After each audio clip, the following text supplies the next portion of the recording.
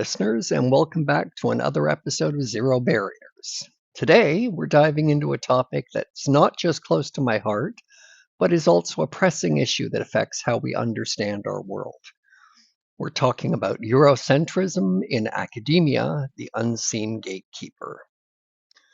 Now, you may be wondering, why focus on academia? Well, the halls of academia are where narratives are shaped, histories are written, and cultures are defined.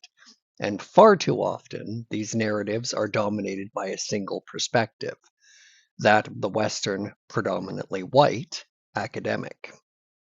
So in this episode, we're going to peel back the layers and examine how Eurocentric perspectives have become the gatekeepers of knowledge. We'll compare and contrast how discoveries in Africa are treated versus those in Asia, Europe, and the Americas. And let me tell you, the disparities are glaring. So, settle in, because we're about to challenge some long-standing assumptions and hopefully open the door for a more inclusive and equitable academic landscape. In preparing this episode, I asked myself a series of questions. I tend to do that quite a bit, regardless of what I'm creating, as I find it helps me to zero in on the answers that are already there. So, why is it that when we hear about significant discoveries in Africa, the faces and voices presenting those discoveries are often not African? Let's talk about a recent example that illustrates this problem in a painfully clear way. I recently watched a Netflix documentary on the Homo naledi discovery. You'd think a discovery of this magnitude in Africa would involve significant participation from African academics and experts. But no, what we see is a perpetuation of the same old narrative. Of the less than 10 African individuals featured, only one had a position of some importance, and even she had to work her way up under the tutelage of a white male academic. The rest were relegated to roles of general labor, as their only contribution to the discovery of their own heritage was manual work. This isn't an isolated incident. It's symptomatic of a much larger issue. Let's look at some more examples. The discovery of Lucy. When the fossilized remains of Lucy were discovered in Ethiopia, it was American paleoanthropologist Donald Johanson who led the research and became the face of the discovery, sidelining Ethiopian experts. The Leakeys. The contributions of Lewis and Mary Leakey have been revered for decades. While their work is significant, it's often presented as if they single-handedly uncovered the history of human evolution in Africa. What about tool usage? There's a constant readjustment of theories around tool usage to favor the lineage of Homo that migrated out of Africa. This implicitly suggests that those who stayed behind were less creative or intelligent, which is a gross misrepresentation. African voices are not just sidelined, they're actively suppressed, relegated to the background in the telling of their own history. It's as if the Western academic world has put up a "do not enter" sign on African discoveries unless you're coming from a Eurocentric perspective. Why do we see a different picture in Asia, particularly in China and the Polynesian sectors when it comes to who leads archaeological and anthropological research? In Asia, the narrative is strikingly different, and we have concrete examples to prove it. Homo floresiensis. This discovery in Indonesia was led by a joint Australian-Indonesian team showcasing international collaboration, but still involving local expertise. The dragon bones in China.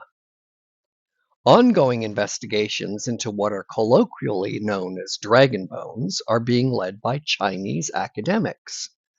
These bones could potentially show evidence of abstract thought long before what we traditionally consider, quote, advanced civilization. In Denisova research, studies on the Denisovans, an extinct species of archaic humans, are being directed by Russian and Siberian academics, respecting the local context of the discovery. These examples illustrate that local academics bring a nuanced understanding of their own culture, history, and even the land itself. This depth of knowledge enriches the interpretation of these discoveries, offering insights that might be missed by an outsider. But it's not just about the richness of the interpretation, it's also about representation. When local academics lead these projects, it sends a powerful message about the value of indigenous knowledge and expertise. It's a more equitable model that stands in stark contrast to what we often see in Africa, where foreign academics dominate the narrative. How do European and American discoveries compare in terms of who is leading the research and presenting the findings? In Europe and the Americas, the story is quite similar to what we see in Asia, with local academics often at the forefront. But let's dig a bit deeper into the American context. While there's a growing movement to involve Native American scholars in the US, it's essential to acknowledge that this is a recent shift. For the longest time, Indigenous voices were sidelined and their perspectives often ignored. One significant hurdle that's still being navigated is the treatment of Indigenous remains. Indigenous peoples in the Americas view the deceased with equal respect, whether they passed away last month or 15,000 years ago. This perspective clashes with traditional Western research methods, particularly DNA and other intrusive research techniques. However, it also opens the door for forging stronger bonds between rival views that have existed for centuries. Crossing the Atlantic back to Europe, for Stonehenge, research on this iconic site in England has been predominantly led by British archaeologists, who bring a deep understanding of the local history and culture to their work. Cave paintings in France, like those in Lascaux, have been largely conducted by French academics, ensuring a local context to the interpretation. This raises a critical question. If local academics can lead research in Europe, Asia, and the Americas, why is this not the case in Africa? Why is there a double standard when it comes to who gets to tell the story of a region's history and culture? So, what does this disparity in academic leadership tell us about systemic biases in these fields? The disparities are not just glaring, they're deeply troubling. When we look at Asia, Europe, and the Americas, we see a pattern of local academics leading research and presenting findings. This is not just good practice, it's a matter of ethical and cultural integrity.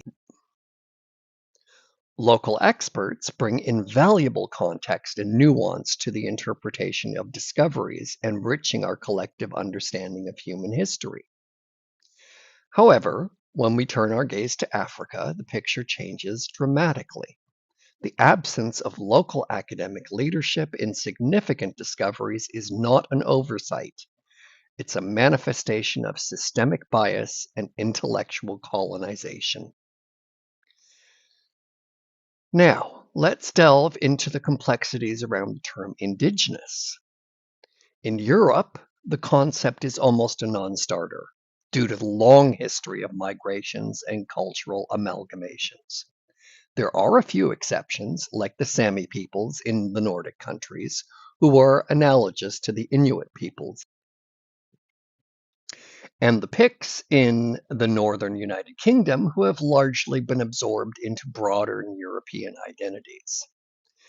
The issue in Europe is that Roman and later imperial conquests have largely erased and homogenized any indigenous peoples that once existed there. An interesting outlier is the case of European Romas. These are nomadic peoples who technically have no home, and are believed to have descended from Ural pasture nomadic peoples. Their treatment in Europe mirrors the atrocious ways indigenous peoples in the Americas and other regions of the world have been treated, further complicating the narrative around indigeneity. So what does this all tell us? It tells us that the academic world is still operating under a colonial mindset, one that privileges certain voices and perspectives over others. It's not just about the past, it's about who gets to shape the future narrative. And right now, that narrative is being disproportionately shaped by Western, predominantly white academics. As we wrap up this episode, it's clear that the disparities in academic leadership across different regions are not accidental. They're systemic. From Africa's sidelined local academics to Asia's more equitable model, and from the Americas' complicated relationship with indigenous scholarship to Europe's almost non-existent concept of indigeneity. These disparities, and it's a story that needs rewriting. We've seen that the academic world still operates under a colonial mindset, privileging Western, predominantly white voices.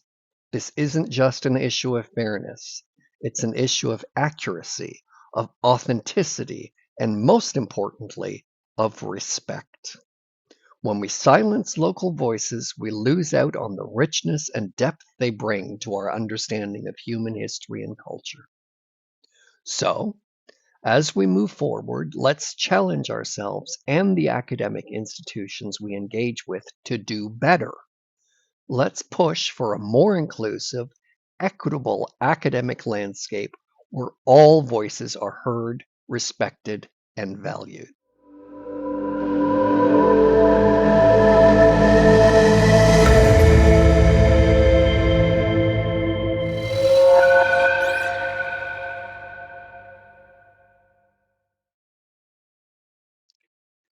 And speaking of voices that have been historically marginalized, tune in for our next episode where we'll explore the Christian lens, how faith influences fact. We'll delve into how Christian narratives have shaped academic research and why it's crucial to recognize and challenge these biases. You won't want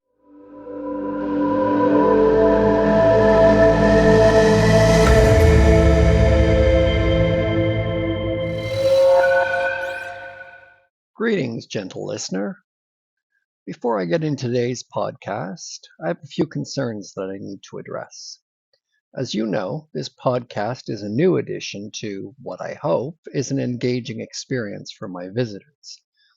I don't really know if others find my content engaging, as very few visitors to my site give me feedback. That's a problem. I've also been told by quite a few persons that they are reluctant to comment on my blogs or podcasts because Squarespace requires them to include an email address. I fully understand why that is a problem for some persons. As I understand it, Squarespace has made this decision in order to weed out potential spam, bot programs, and keyboard trolls. Their decision is beyond my control. What persons may not know is that after you've provided an email address, you can still choose to comment anonymously. I will never see your address unless you choose. Squarespace will not send you unwanted emails, and I have no way of harvesting emails that have not been expressly shared with me. You are in control of what I see for feedback. I truly hope that clears things up.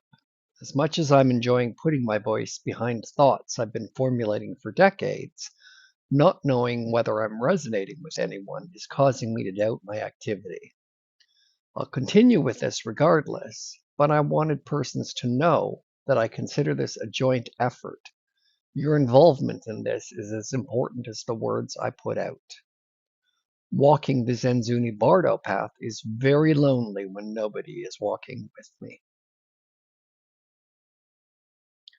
All that said, welcome back to another episode of the Zero Barriers podcast. where we challenge you to think differently by embracing the principle that answer precedes question.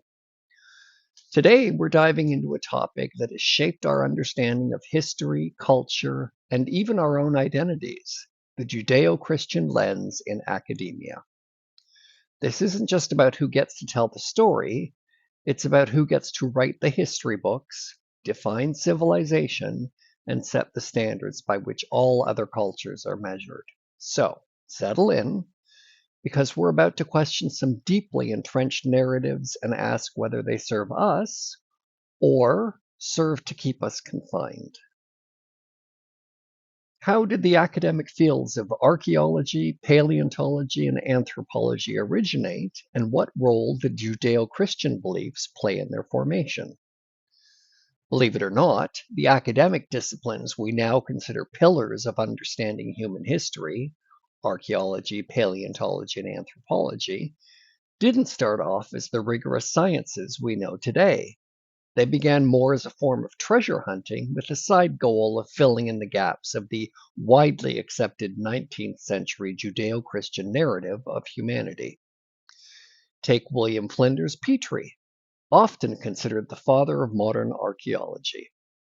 Petrie focused much of his work on Egypt and the Levant. Why? Because at the time, in 19th century England, the world was largely understood through the lens of the Judeo-Christian Bible, which was considered the ultimate authority on history. The Bible placed significant events and civilizations in these regions, so it made sense for early researchers like Petrie to focus there. The aim was not just to discover, it was to validate the biblical narrative. And this focus didn't stop with Petrie. Over time, what have been considered important discoveries are often those that fit neatly into the Judeo-Christian narrative. Biblical sites throughout the Levant, the significance of Egypt initially as a means to prove the Exodus narrative, the reinterpretation of figures like Moses as possibly being one of the many named Tutmos persons, and the ongoing, almost endless search for the Ark. These are all examples of how this religious lens has shaped the priorities of these academic fields. So, from the get-go, these fields were steeped in a religious context that guided what was considered valuable to discover and study. This focus has had a lasting impact, shaping the paradigms and priorities of these disciplines up to the present day. How has Judeo-Christian academic thought evolved over time, and how does it continue to influence the focus of current research? Well, over the past 2 centuries, Judeo-Christian academic thought has shown a remarkable ability to adapt, but not necessarily in ways that broaden our understanding of human history. Instead, these adaptations often serve to align religious beliefs with emerging scientific evidence. For example, the 6 days of creation from the book of Genesis have been reinterpreted as ages or scientific eons to align with geological and astronomical data. Internal inconsistencies in religious texts are often conveniently ignored or explained away. Interestingly, the 200 years of research into the ancient city of Troy serve as a counterpoint to this paradigm. The quest to validate Troy was driven by its prominence in Greek, Anatolian, and Roman history, rather than any biblical narrative. Heinrich Schliemann, who was instrumental in discovering the site, connected Troy to historical Hittite sources, subtly weaving it into the broader archaeological narrative that was being constructed at the time.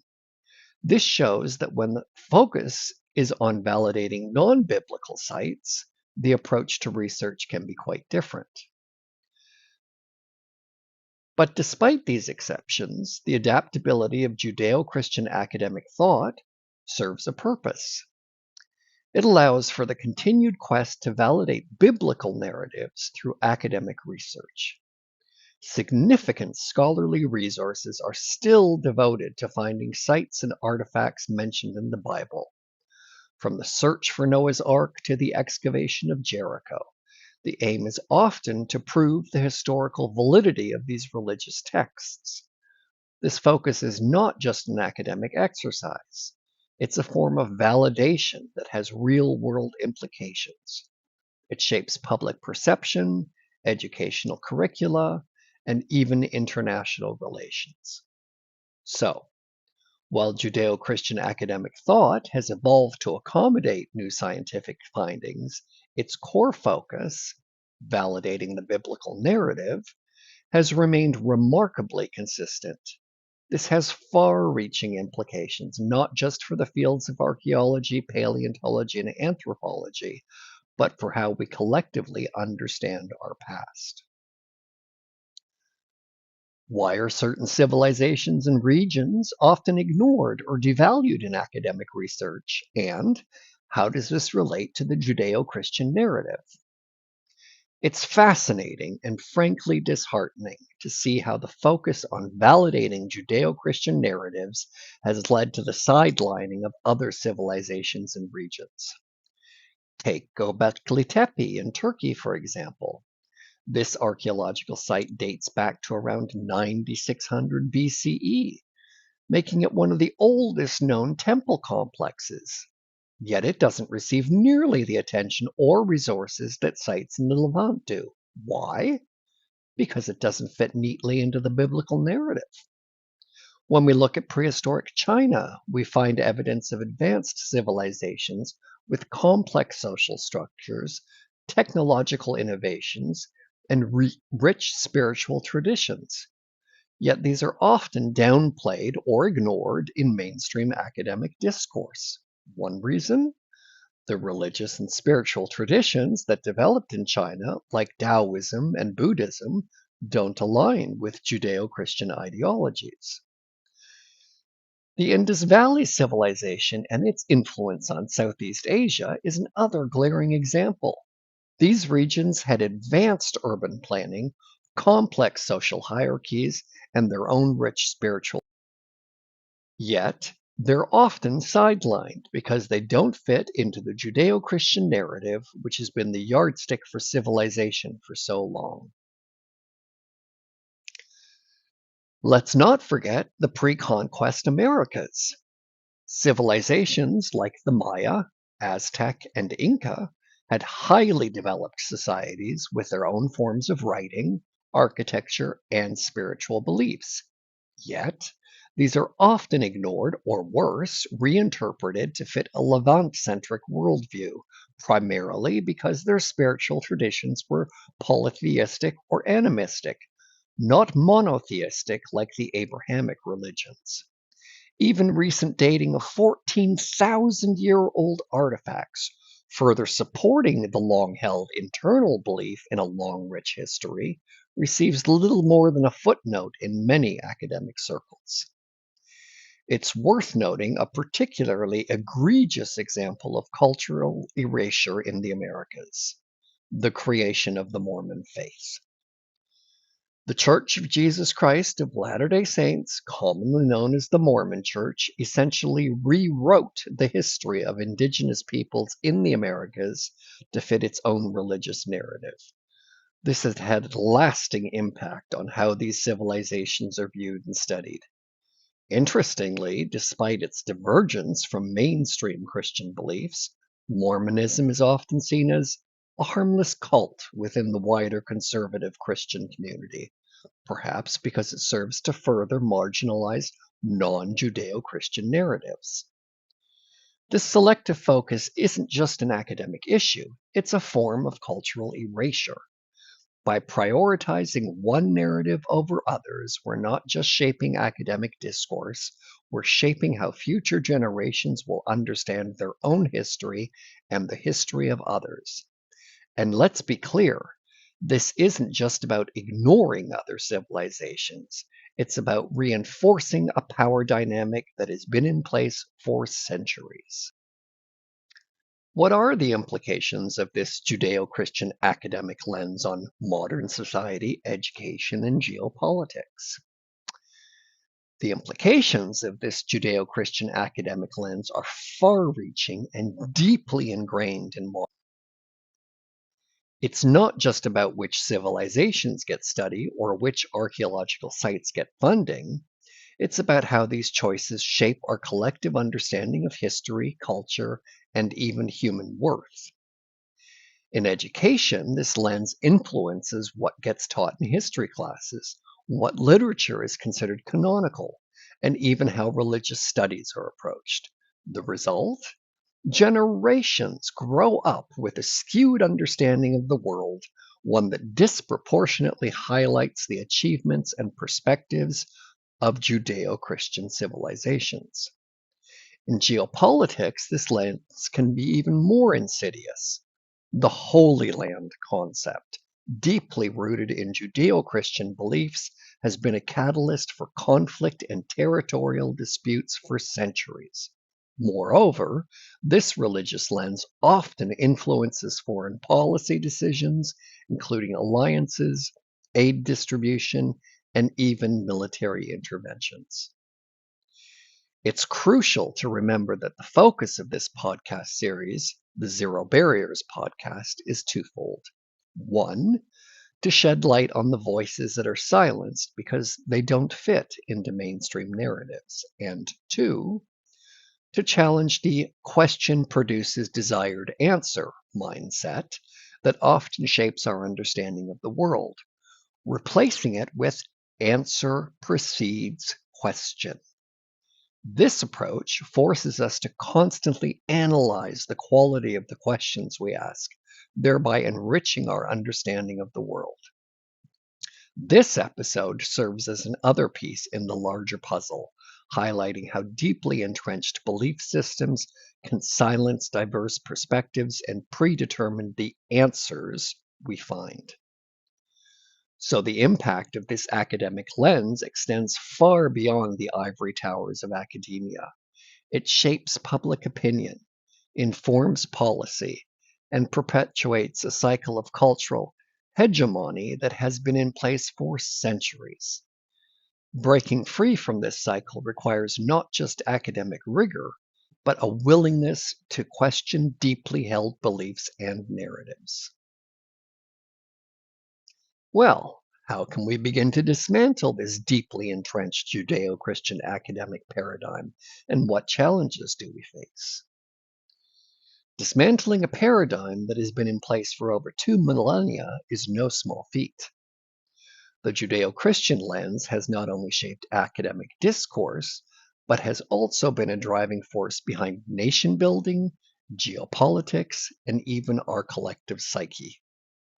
This isn't just about changing a few textbooks or diversifying academic panels. It's about uprooting a system that has been used to legitimize power structures for centuries. The first challenge is acknowledging the extent of the problem. This isn't just a few biased researchers or a handful of skewed studies. It's a systemic issue that permeates every level of academia and society. The second challenge is the inevitable backlash.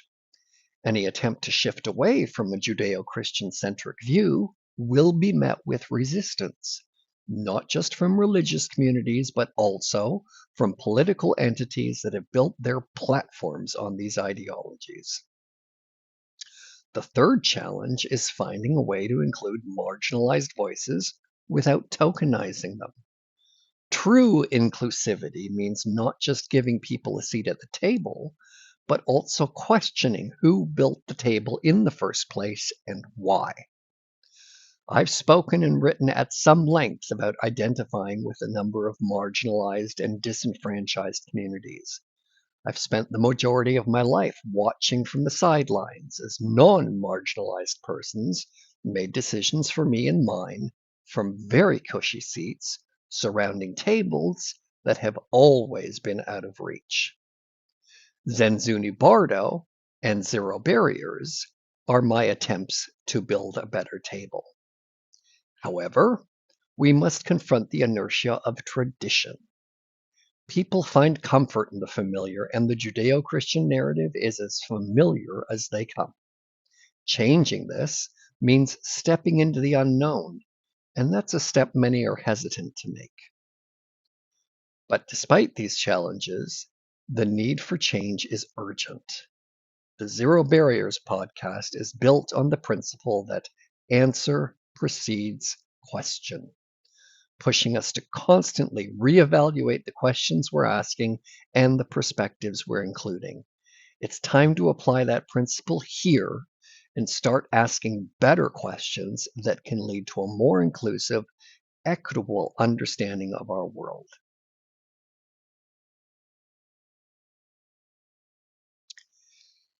Thank you for joining us on this thought-provoking journey through the Judeo-Christian lens that has dominated academic and societal narratives for centuries.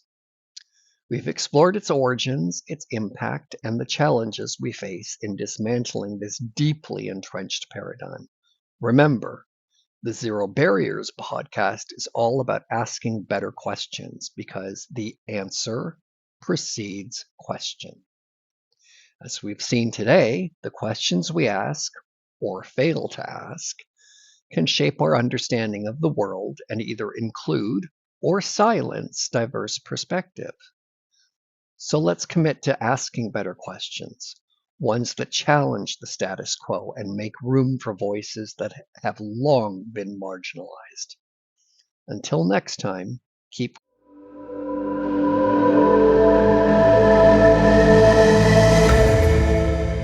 questioning. Tune in next time when we re-examine ancient alien theory and other modern myths in the alien god, replacing one myth with another.